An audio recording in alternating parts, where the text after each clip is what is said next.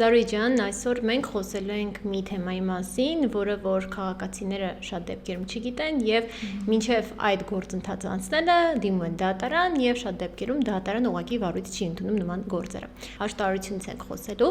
Դուք որպես հաշտարար շատ կարեւոր է թե ինչպես կմեկնաբանեք այս ամբողջ գործընթացը։ Սկսենք նրանից, թե առհասարակ ով է հաշտարարը։ Հաշտարարը անկողմնակալի երրորդ անձ է, որը կողմերի փոխադարձ համաձայնությամբ իրականացնում է հաշտարարական գործընթացը եւ նպատակը վեճի արտադատական կարգով լուծումն է փոխշահավետ երկու կողմերի շահերի եւ կարիքների հիման վրա։ Ի տարբերություն դատական եւ արտադատական այլ պրոցեսների հաշտարարության ամենակարևորագույն սկզբունքը դա կողմերի փոխադարձ համաձայնությունն է եւ նրանց կարիքների եւ շահերի վրա հիմնված որոշումների կամ հարցության համաձայնության ընդունումն է։ Դուք ասում եք, որ դա կողմերի փոխհամաձայնության սկզբունքով տեղի ունեցող գործընթաց է։ Բայց հունիսից Հայաստանում հաշտարարությունը, այսպես ասած, պարտադիր է եւ այս դեպքում ինչ է նշանակում պարտադիր, այսինքն այդ գործընթացը, այդ վեճը պետք է նախ հաշտարարի միջոցով լուծվի, նոր գնա դատարան։ Հիմա այս դեպքում, եթե օրինակ կողմերից որևէ մեկը համաձայն չէ, ինչ է տեղի ունենում։ Շատ լավ, հիանալի նշեցիք, որ առերևույթ առաջանում է հակասություն պարտադիրության եւ կամավորության սկզբունքների միջեւ։ Անշուշտ պարտադիրությունը այն հանգամանքն է, որ կողմերը այլևս ուղղակի նախապես պետք է դիմեն հաշտարարական գործընթացին, նախքան դատական գործընթացի փուլի անցում կատարում է։ Սա այս օրենսդրական փոփոխության նպատակը ըստ էության կողմերին հնարավորություն տալ միջև դատական գործընթացի անցում կատարելը, փորձել եւս մեկ անգամ քննարկել վեճը արդեն անկողմնակալ երրորդ անձի միջոցով եւ եթե այդ դեպքում կողմերը չեն գալիս հաշտության, այստեղ է որ պահպանվում է կամավորության սկզբունքը, այսինքն գործընթացն ինքնին ուղղորդված է օրենսդրական նորմերով, սակայն հաշտության գալ-չգալ որոշում են միանշանակ կողմերը եւ եթե հաշտարարական գործընթացի մեկնարկից հետո կողմերը որոշում են, որ այլևս չեն ցանկանում հաշտարարության գործընթաց իրականացնել կամ դա շարունակել, հաշտարարությունը ավարտվում է արձանագրության կազմման միջոցով, նշվում է համապատասխան հիմքը եւ այդ արձանագրության հիման վրա կողմը կարողանում է ներկայացնել դատական հայց եւ շարունակել իր վեճի քննությունը դատարանում, այսինքն պարտադիրի եւ կամավորության սկզբունքները հատվում են, այո, բայց դրանք իրար չեն հակասում, քանի որ մշտապես պահպանվում է կամավորության սկզբունքը։ Օրինակ հաշտարարության դեպքում երբ ոչ բոլոր գործերն են, որոնք որ պարտադիր պետք է հաշտարարի կողմից քննվեն, կնշեք թե որ գործերն են, որ հիմնական գործերն են, որ առանց հաշտարարի չեն կարող քաղաքացիները դիմել դատարան։ Այո, հաշտարարության մասին օրենքի համաձայն առասարակ հաշտարարական գործընթաց կարող է իրականացվել քաղաքացիի իրավական վեճերի, ընտանեկան վեճերի եւ աշխատանքային իրավարարություններ ծագող վեճերի դեպքում եւ օրենքով նախսած այլ դեպքերում։ Պարտադիր հաշտարարության ընթացակարգը ըստ էության սահմանվել է օրենքով հուլիսի 1-ից եւ պարտադիր հաշտարարության ենթակա են հետեւյալ գործերը՝ երեխայի բնակության վայրի սահմանման, ալիմենտային պարտավորության, ամուսնալուծության, ընտանեկան գույքի համատեղ բաժանման գործերը, ընդ որում պետք է նշեմ, որ օրենսդրական որոշակի փոփոխություններ են եղել նոյեմբեր ամսին եւ այն դեպքերում, երբ որ դատարանը նախկինում հաստատել օրինակ ալիմենտի կամ բնակության վայրի վերաբերյալ վեճով տրվել է վճիռ, դա փոփոխման ենթարկելու դեպքում եւս պետք է արդեն դիմել հաշտարարին, սա նորույթ է ըստ էության, նոր օրենսդրական փոփոխություն է, որից հետո նոր կրկին անցնել հաշտարարական գործընթաց եւ այնուհետեւ եթե չի լուծվում դատարանով։ Այսինքն դատական ակտը եթե ուզում են փոփոխեն, բայց եթե դատարանը արդեն վերջնական օրինական ուժի մեջ է մտել, թե կարող են օրինակ բողոքարկման դեպքում։ Ոչ, հաշտարարությունը չի իրականացում դատական ակտերի բողոքարկումում, այլ ընդհակառակը ընտանեկան օրենսգիրքը սահմանում է, որ երեխայի բնակության սահմանման, ալիմենտային եւ մի շարք այդպիսի դեպքերում որոշակի էական հանգամանքների փոփոխության դեպքում նույնիսկ դատական ակտը, որը սահմանվել է օրինակ 1, 2, 3 տարի առաջ, դրանք կարող են լինել տարբեր հանգամանքներ։ Օրինակ ալիմենտային պարտավորության նվազեցման դեպքում օրինակ հայրը այլ երեխա է ունենում, ծախսերի շատացում է ելնում, ավելացում կամ բարձրանում, միջերում կամ այս երեխայի կարիքները, որի համար արդեն ալիմենտային պարտավորություն է սահմանված, ավելանում են եւ հետեւաբար խնդիր է առաջանում ալիմենտային պարտավորության փոփոխության։ Այս դեպքում կողմերը ոչ թե մենք դատական ակտի բողոքարկում ենք իրականացնում, այլ ըստ էության արդեն դատարանի սահմանված վճռի հիման վրա նոր արդեն ներկայացվում է պահանջ օրինակ բարձրացնելու, իջեցնելու կամ այլ բնույթի փոփոխություն։ Այս դեպքում ըստ էության նոր վեճ է կամ նոր վեճի առարկա է առաջանում, այդ հարցն է քննարկվում հաշտարարների կողմից, որից հետո այն անցնում է, եթե չի լուծվում, նոր գնում է դատական ընդհանուր պրոցեսով։ Իսկ եթե օրինակ արդեն դատական գործ կա, նախկինում ա եղել մինչև այս պարտադիր, օրենքի պարտադիրությունը, հայցի առարկայի փոփոխություն է լինում։ Այս դեպքում էլի հաշտարի մոտ է գնում թե չէ, նույն վարույթում քննվում է տվյալ գործը։ Ոչ, նույն վարույթում քննվում է, որովհետև ըստ էության վեճի քննությունը ըստ քաղաքացիական դատավարության իրականացում է այն նորմի կիրառման, որով հայցը հարուցվել է։ Որ նշում եք նոյեմբերից օրինակ դատական ակտի փոփոխության դեպքում տրամաբանորեն նաև եթե դատական, այսպես ասած, ծանրաբեռնվածությունը թեթևացնելու համար կարող է նույն տրամաբանությամբ էլի գներ հաշտարի մոտ մենք խոսում ենք այն դեպքերում, երբ որ արդեն հաստատված դատական ակտ է եղել, ոչ թե ընթացիկ։ Ընթացիկ դատական գործընթացների դեպքում անշուշտ կարող է կրկին հաշտարական գործընթաց սկսվել, այս մասով կցանկանամ պարզաբանել, որ շատ դեպքերում հանրությանը հայտնի չի այդ մեթոդիկան կամ չի ներկայացվում, որ եթե մտածում են, երբ որ վեճը արդեն գնացել է դատական գործընթաց, այլևս անդառնալիորեն չի կարելի դիմել հաշտարարությանը։ Այո, ես սիրով պարզաբանեմ, որ դատարանում վեճը եւս կարող է հաշտարական գործընթացով քննվել, այդ թվում այն ենթակա է պարտադիր թե պարտադիր ենթակա չէ, կողմերը ազատ են միջև դատական ակտի ընդունումը, այսինքն վճռի կամ ընդունումը կարող են միջնորդել դատարանին թույլատրելու իրականացնել հաշտարական գործընթաց, այդ ընդ որում դատարանը եւս կարող է նախաձեռնությամբ ուղղորդել վեճը, երբ որ տեսնում է, որ վեճը հարցությամբ լուծելու մեծ հավանականություն կա։ Այս դեպքում դատարանը նշանակում է հաշտարարություն, որոշում է կայացնում եւ այդ որոշումը ուղարկում է արտադատության նախարարությունը։ Արտադատության նախարարությունը իր ռեստրում արկա հաշտարներից, արտոնագրված հաշտարներից նշանակում է հաշտարար տվյալ գործով։ Առաջին փուլում այն կարող է իրականացվել մինչև 3 ամսյա ժամկետում, իսկ դրանից հետո կարող է երկարաձգվել եւս 6 ամիս ժամկետով կողմերի փոխադարձ համաձայնությամբ։ Այս գործընթացը պետք է նշեմ, որ բավականին արդյունավետ է։ Ես ինքս արձանագրել եմ այդպիսի դեպք, որ գրեթե 1 տարի եւ ավել քննվող գործի շրջանակներում ամուսնալուծության եւ երեխայի բնակության վերաբերյալ կողմերից մեկը միջնորդել էր հաշտարական գործընթաց իրականացնելու եւ մեկ ընդամենը 3 հաշտարական հանդիպումների ընթացքում, որոնք իհարկե տևել են 1 կամ 2 ժամ, բայց 3 հաշտարական հանդիպումների ընթացքում կարողացել ենք հասնել հարցան համաձայնության տեքստի ըստ էության սահմանմանը, ստորագրմանը եւ դատարանի ներկայացմանը, ընդ որում այստեղ շատ կարեւոր հանգամանք եմ ցանկանում նշել, որ երբ որ արտոնագրված հաշտարարի կողմից հարցան համաձայնությունը հաստատվում է անգամ դատարանի գործը քննության ընթացքում, այդ դեպքերում ընդամենը երկշաբաթյա ժամկետում դատարանը քննության է առնում հարցան համաձայնության տեքստը եւ եթե օրենքին հակասելու խնդիր չունենք, ապա հաստատում է եւ վճիռ է հրապարակում, այսինքն էականորեն նվազեցնելով ամբողջ դատական գործընթացը, մենք արդյունքում ունենում ենք օրինական ուժի մեջ մտած դատական ակտ, միևնույն ժամանակ խնայված ժամանակ եւ միջոցներ։ Այո։ Իսկ քաղաքացիները եթե ուզում են դիմել հաշտարի, ինչ են ներկայացնելու, ինչ դիմում են ներկայացում, թե սովորական հայց են ներկայացում, ինչ են ներկայացնում։ Էական փաստաթղթերը խնդրեմ ներկայացնել։ Շատ լավ հարց եք իրականում տալիս, որտեղ կողմերի դեպքում շատ դեպքերում հաշտարարության process-ի գնալու խոչընդոտ է հանդիսանում նաև ոչ իրազեկվածությունը, քանի որ փաստաբանական ծառայությունների ոլորտի մեջ եթե ներգրավենք, այդ դիմումի պատրաստումը բավականին արժեք է ներկայացնում, բայց իրականում բավականին պարզեցված է օրենսդիրը այդ կարիքը հոգալով, որ անձը չկարողանա լրացուցիչ բյուրոկրատական քաշուկների մեջ լինել, ընդհանրապես պետք է ներկայացնել դիմում, որի e-mediation կայքով նախարարության, դա էլեկտրոնային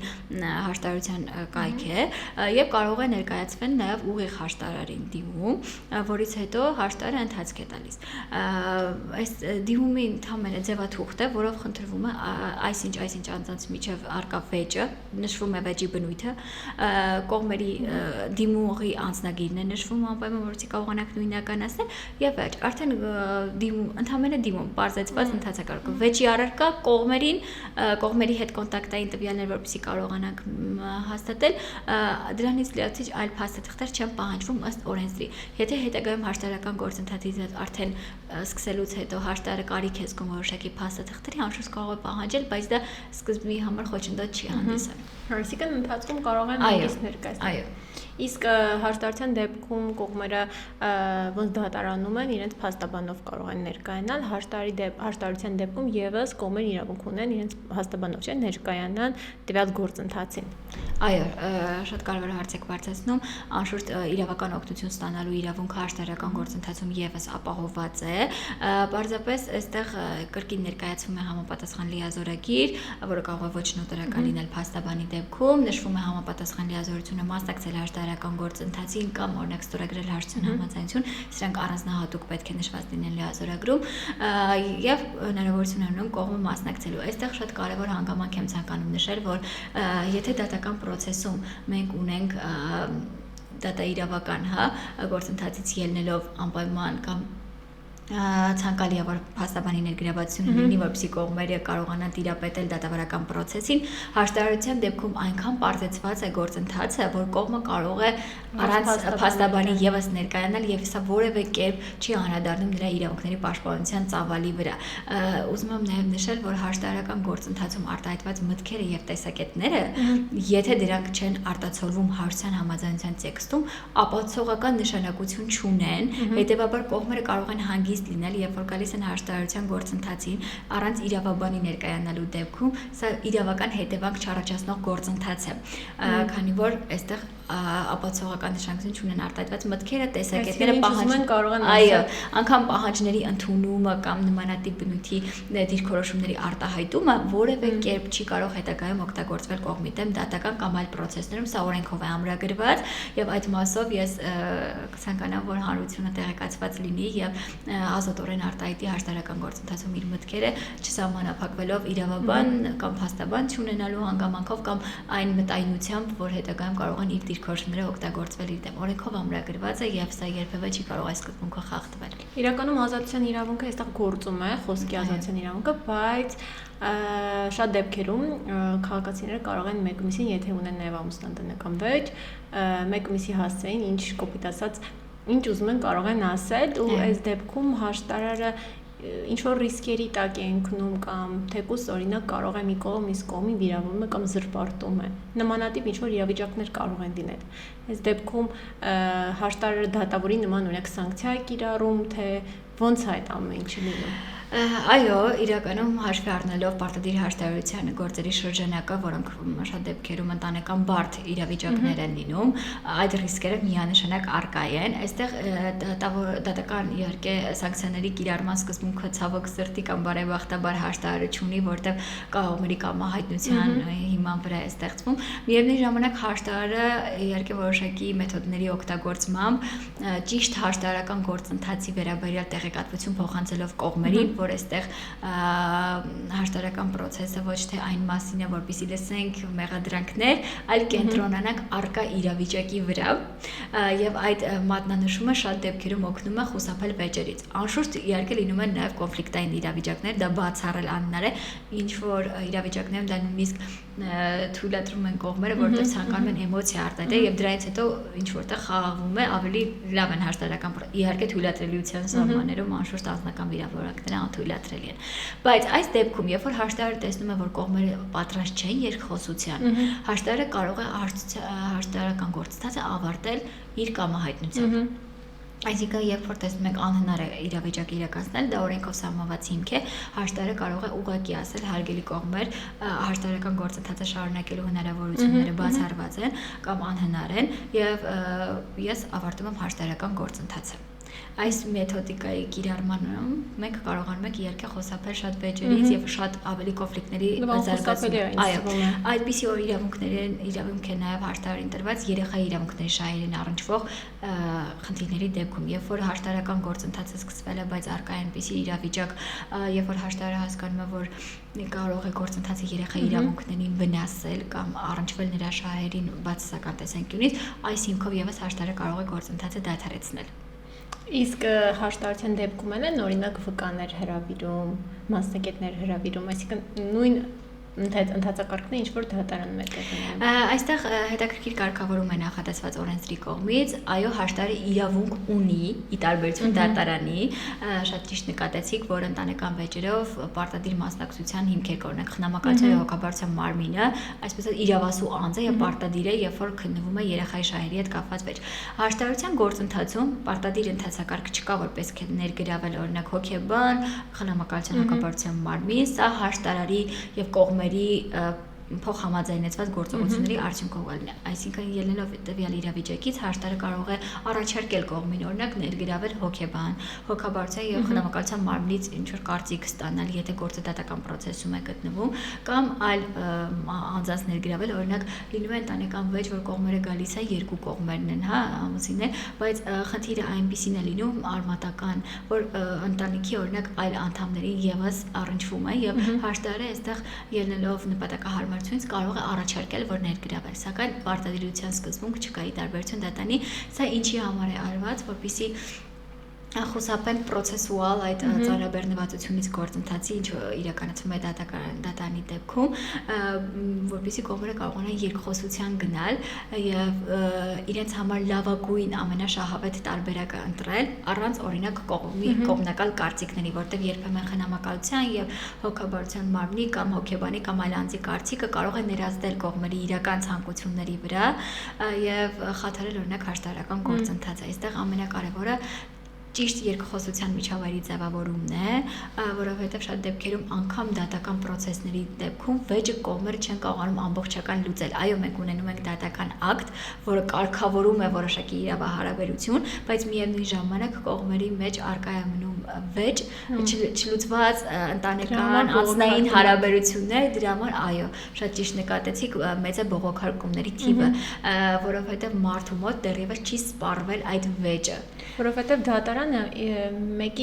կոպիտ ասած մեկի օգտին է դատական ակտը կայացնելու։ Շատ ճիշտ նկատառում կատարեցիք, այս հաշտարարության process-ի կարևորագույն կոմպոնենտը նա է, որ սուբյեկտիվ շահերի պաշտպանություն չի իրականացվում, այսինքն մենք եթե գալիս ենք հարցային համաձայնության կնքման, այդ հարցային համաձայնությունը գրեթե միշտ արտահայտում է երկու կողմերի փոխադարձ կամքը եւ շահերը, կարիքները, այսինքն մենք կարողանում ենք մեկ փաստաթուղթ կազմելու միջոցով ըստ էության տարիների արկա խնդիրները համակարգել, որը ինչ կարիք ունի, ինչ կարևորություն ունի եւ դրան գրավոր տեսք տալու միջոցով կարողանում ենք մարդկանց մոտ սպառել այդ վեճը շարունակելու ցանկությունը։ Իսկ դատական process-ում, երբ որ շատ դեպքերում անձնային կոնֆլիկտ է եւ խնդիրը մեծամասամբ ոչ թե լինում է հենց դատական ակտ ստանալու, այլ այդ հաղթական պահը ապրելու, մյուս կողմը բնականաբար բողոքարկման այդ անհագ ցանկությունն է ունենում, շատ դեպքերում ոչ թե իրավական բողոքարկման հիմք է հենց լինում, այլ այդ անձնական խնդիրներ լինում։ Դուք նշեցիք, որ ձեր պրակտիկայում օրինակ այդ վեճերի քննման փուլում ունեցել եք մոտ 2-ից 3 նիստ առհասարակ քանի նիստ է տեղի ունենում, որպեսզի վեճը հաշտարի կողմից լուծվի։ Իրականում օրենքով սահմանափակում չկա որևէ տեսակի, քանի հաշտարական հանդիպում կիրականացվեն եւ չկա հաշտարարության որոշակի ժամկետ, բացառությամբ դատարանի, ինչպես ես նշեցի։ Եթե կողմերից մեկն է դիմել կամ կողմերն են դիմել, այստեղ ժամկետի սահմանափակում չունենք։ Սովորաբար առաջին հաշտարարական հանդիպման իրականացնելուց հետո կողմերը որոշում են, ցանկանում են շարունակել, եթե ցանկանում են շարունակել, ինչ եղանակով են ցանկանում շարունակել, որտեղ կարող է հաշտարարական գործընթացը իրականացվել ինչպես համատեղ հանդիպումների եղանակով, այնպես էլ առանց կողմերից մեկը հաշտարարի հետ։ Շատ ինդիվիդուալ է այդ հաշտարական հանդիպումների քանակը, մեթոդները եւ եղանակները, քանի որ լինում են դեպքեր, երբ որ մեկ հաշտարական հանդիպումն էլ բավարար է լինում, ես ունեցել եմ նաեւ այդպիսի դեպք, երբ մեր մեկ հաշտարական հանդիպումը բավարար է եղել ավարտել վեճը, անգամ հարցին համաձայնության կնքմամբ, եւ եղել է, որ գրեթե 5 ամիս 3-4 անգամ հանդիպել ենք կողմերի ցանկությամբ, որովհետեւ կողմերը կարիք են ունեցել շփվելու, անգամ իրավիճակ է եղել եւ 1 տարի դադարից հետո հաշտարական գործընթացը սկսելու պահից հետո կողմերը որոշել են, որ ցանկանում են նաեւ անձնապես շփվել իրար հետ, բայց առանց հաշտարի եւս, եւ մենք շատ դրական լուծումների գնացինք, այսինքն այս գործընթացը օգնում է նաեւ ավարտված եւ կոնֆլիկտային հարաբերությունները վերականգնել, առողջացնել դրանք եւ վերջում ստանալ շատ դրական արդյունքներ։ Այնպես որ կարող են լինել սովորաբար պրակտիկ միջինում լինում են 2-ից 3 հաշտարական հանդիպումներ, ինտերվալները հաշտարական հանդիպումների որոշում են կողմերը, նախընտրելի է որ դրանք շատ ուշ չնշանակվեն, քանի որ կողմերը այսպես արագ լուծվի եւ էմոցիաների էմոցիաների տակ են եւ կարևորը շրջապատի միջամտությունը չլինի վեճին։ Սովորաբար կարծիքներ մեր հայ իրականության մեջ դա շատ տարածված է լսել կողմերից, բայց կոնտեքստից կտրված կարծիքներ լսելու արդյունքում նաեւ կարող է ձախողվել շատ լավ հաշտարական գործընթաց։ Ուստի մենք սովորաբար պահպանում ենք 1 շաբաթ, 2 շաբաթյա սկզբունքը հաջորդ հանդիպումների ձևաչափի ընտրության դեպքում եւ բավական դրական արդյունքներ կան։ Ես հաշտարություն նմանեցնում եմ հոգեբանության հետ, օրինակ եթե դատարանում նմանատիպ հոգեբանություն բնականաբար չկա, բայց շատ դեպքերում ճիշտ է դատավորը երբ որ վճիռը կայացնում է ներքին համոզմունքի հիման վրա է կայացնում, հաշտարության այս ինստիտուտում ես նկատեցի այդ հոգեբանությունը, որ փորձում է ամեն ինչ անել, որպեսզի երկու կողմերի համար լինի լավագույնը։ Ինձ շատ հետաքրքիր է, երբ որ հաշտարը կայացնում է որոշումը, երբ անցյալին օրինական ուժի մեջ մտնում եւ արդյոք կարող է օրինակ կողմերը բնականաբար դա կողմերի երկու կողմի համար է, բայց կարող է ինչ-որ ժամանակ հետո կողմերից մեկը որոշում է, որ չէ, համաձայն չի այդ որոշման հետ։ Հնարավոր է որ կողմերից մեկը կամ կա առհասարակ նման իրավունք, որ կողմերից մեկը այդ որոշումը բողոքարկի։ Արդյոք նման հնարավորություն կա։ Իրականում հաշտարության համաձայնության կնքումը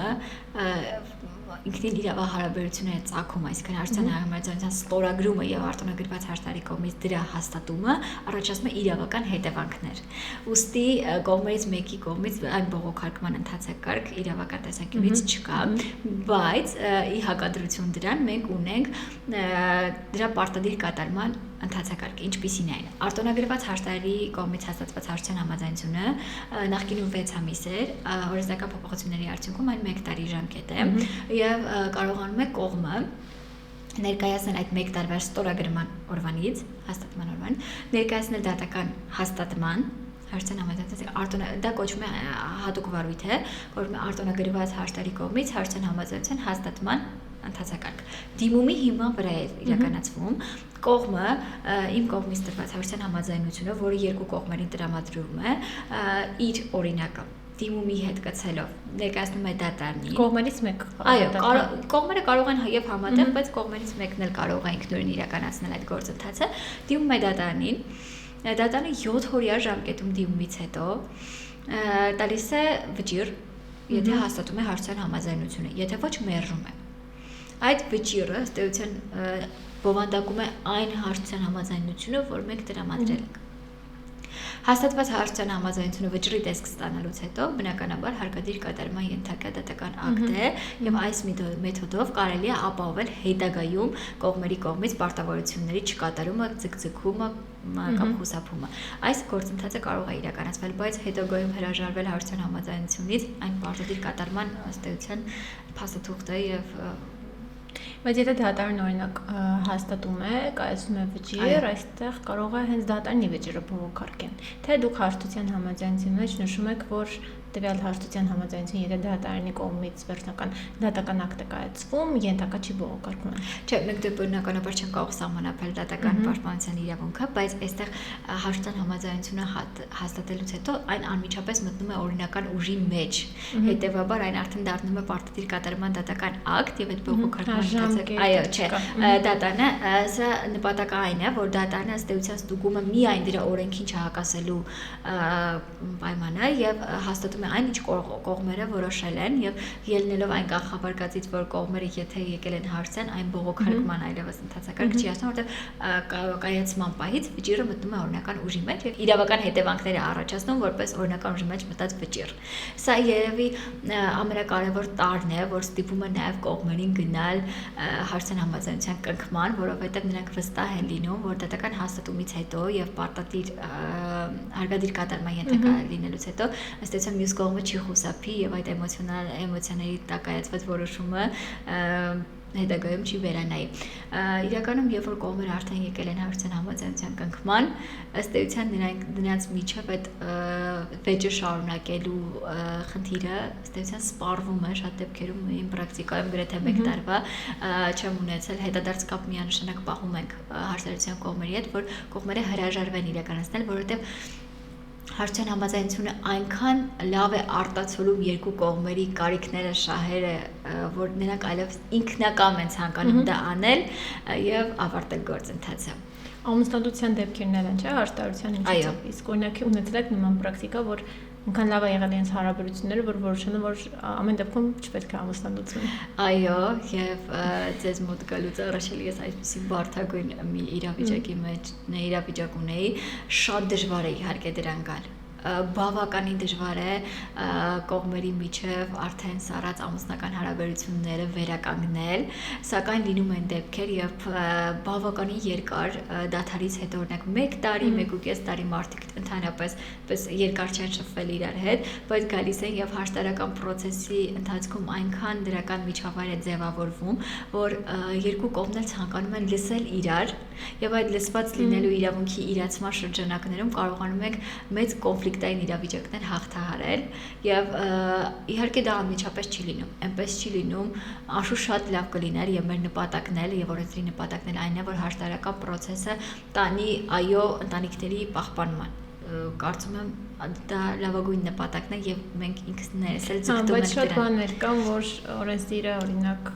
հաշվի չի առնում։ Այո, կա այդ նպատակը, բայց այստեղ շատ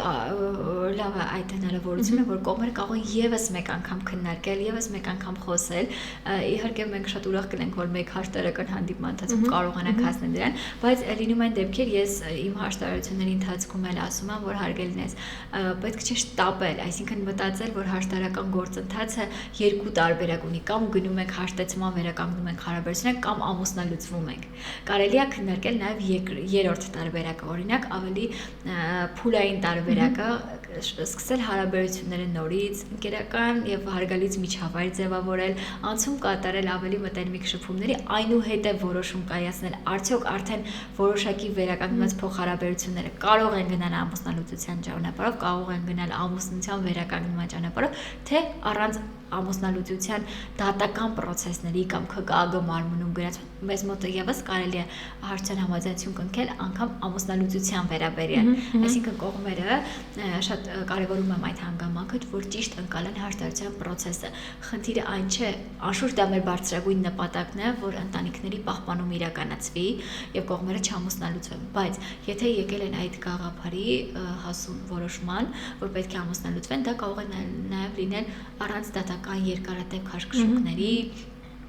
փոխադարձ վիրավորանքների, առանց դատական ռեսուրսների վատման եւ ժամանակի, կողմերը ուղղակի փոխադարձ որոշում են, որ ուզում են ամուսնալուծվել, դա արտացոլվում է հարցան համաձայնության մեջ, այսինքն կողմերը փոխադարձաբար որոշեցին այսինչ թվականին գրանցված այսինչ ամուսնությունը լուծել։ Դա ստանում է հաստատում իմ կողմից կամ այլ հաշտարարի կողմից, ներկայացվում է դատանին այդ 7 օրվա ժամկետում եւ վերջ։ Այդ դատական ակտը այլևս կարող է ԿԿԱԳ մարմնում որպես գրանցման հիմքի շրջանակներում ամուսնալուծվել։ Նաև նշեցիք, որ երեխաների բնակության հետ կապված հարցերն եք լուծում, երեխաների ներկայությունը պարտադիր է, թե ոչ պարտադիր է, առանց երեխայի եք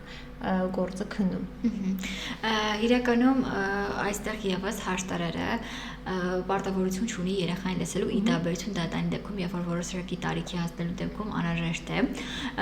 սակայն լինում են իրավիճակներ, որ կարիք է լինում երեխային լսելու։ Ուղղակի այստեղ շատ զգույշ է պետք լինել, քանի որ ամեն դեպքում հաշտարարը հոգեբան չէ եւ երեխայի հոգեբանության հետ աշխատելը բավականին պատասխանատու գործ է, հատկապես երբ արդեն ընտանիքում կան կոնֆլիկտային իրավիճակ եւ երեխաների մոտ այնպես է սրված իրավիճակը, որ նրանք ցանկանում են ծնողներից որևէ մեկին պաշտպանել, այսինքն իրենք ոչ թե գիտակցում են իրապես ում մոտ կցանկանան բնակվել, այլ խնդիր է առաջանում ծնողներից որևէ մեկի